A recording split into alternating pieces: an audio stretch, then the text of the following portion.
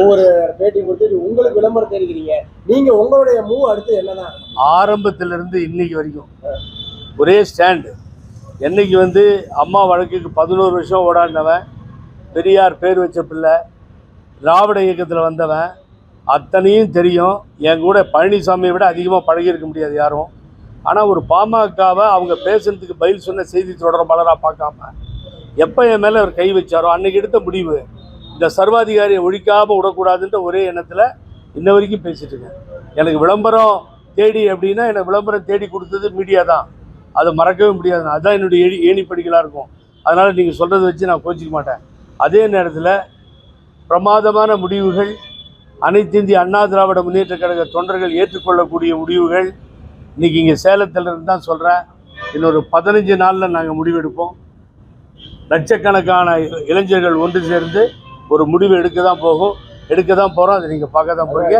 இதே கேள்வி நீங்கள் லாஸ்ட் பேட்டியில் கேட்டீங்க. என்ன நடக்க போகுதுன்னு பாருங்க.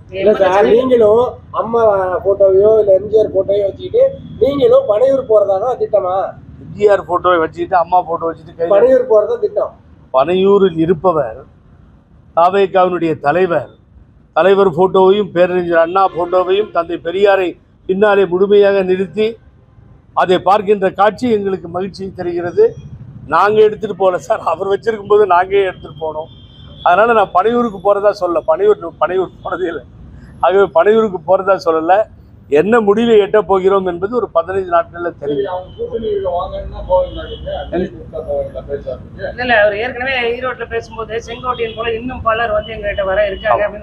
நானே சொன்னேன்.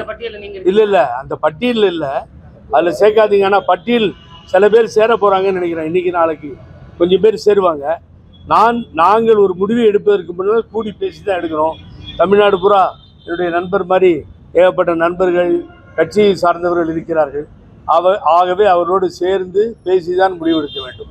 இதுதான் நிலைமை. ஓபிஎஸ் கருத்து கேட்பு கூட்டம் நடத்துறாரு. அதில் 95% பேர் டிவிக்கு எதாவது போகணும் அப்படின்னு சொல்லியிருக்காங்க. இப்போ அவரு முதலமைச்சரா, விஜய் முதலமைச்சராக்கிறதுக்காக அவரை போய் சேருவாரா? அவரு ஓபிஎஸோட முடிவு என்னதான் இருக்கும்? அது நீங்கள் ஓபிஎஸ் அண்ணகிட்ட கேட்டிருக்கணும். நேற்று ஏன் விட்டீங்க அவரை?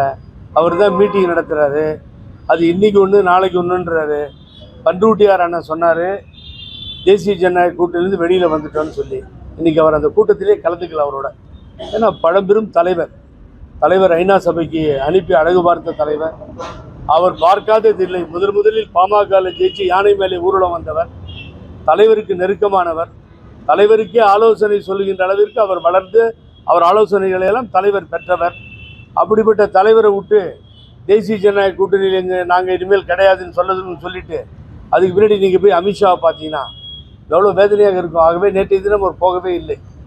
ஆகவே அண்ணனை பொறுத்தவரை, ஓபிஎஸ்ஐ பொறுத்தவரை பக்கத்தில் இருந்தவர்களெல்லாம் இழந்து விட்டார். ஒருத்தர் 2 பேரை வச்சு ஏதோ பண்ணிட்டு இருக்காரு. அவர் என்ன பண்றாருன்னு அவருக்கு தான் புரியணும், எனக்கு புரியல.